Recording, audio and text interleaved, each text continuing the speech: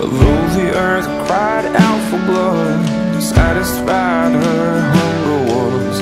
Billows calmed on raging seas, for the souls of men she craved. Sun and moon from balcony turned their head in disbelief. Precious love would taste the sting, disfigured and disdained. On Friday a thief, on Sunday a king, laid down in grief, but woke with the keys of hell on that day. Firstborn of the slain, the man Jesus Christ laid death in his grave.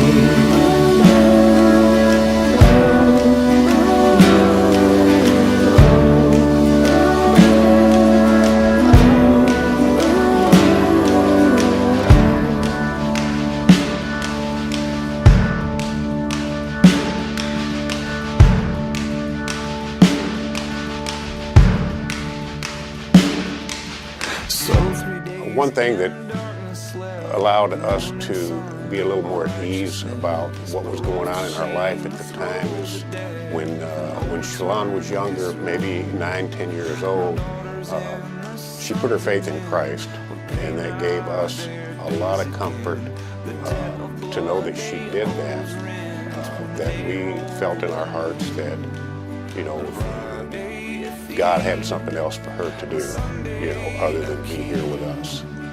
We believe that even though as long as she's been gone, we believe that when she died, she went to be with Christ.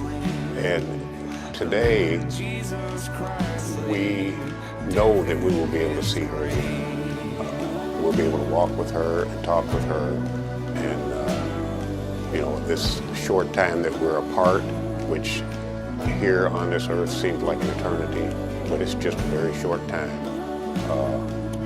The time that we're apart, it hurts, but the time that we will be together again will be good forever. I knew my dad knew Christ.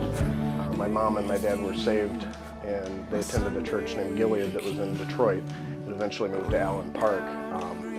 And due to some circumstances where he got upset, they just stopped going to church. But I know he knew Christ and that he loved Jesus, and he always taught me to follow the Bible. And he was thrilled when I got saved.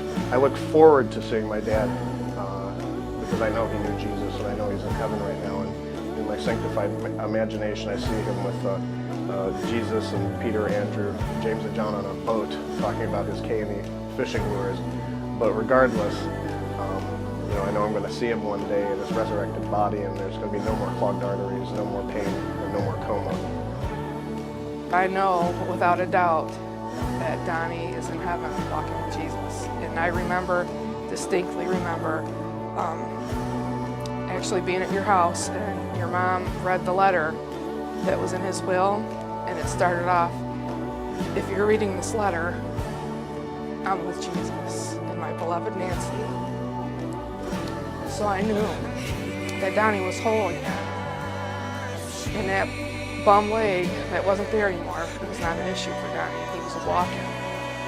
Even though the earthly part of me wanted Donnie here more than ever, I knew that in heaven, if he had the opportunity to come back, he wouldn't have came back. He would have stayed right where he was at. So that's the hope that we have, because as a Christian, I knew Donnie was where he wanted to be. How awesome is that? To walk with Jesus.